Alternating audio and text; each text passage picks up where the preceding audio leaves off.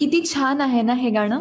दिवाळीची सुट्टी हे गाणं आमच्या लोककला या दिवाळी विशेष अंकात आहे. ते ऐकण्यासाठी अंक विकत घेणार ना? चिकू पिकू तर्फे तुम्हा सगळ्यांना दीपावलीच्या खूप खूप शुभेच्छा.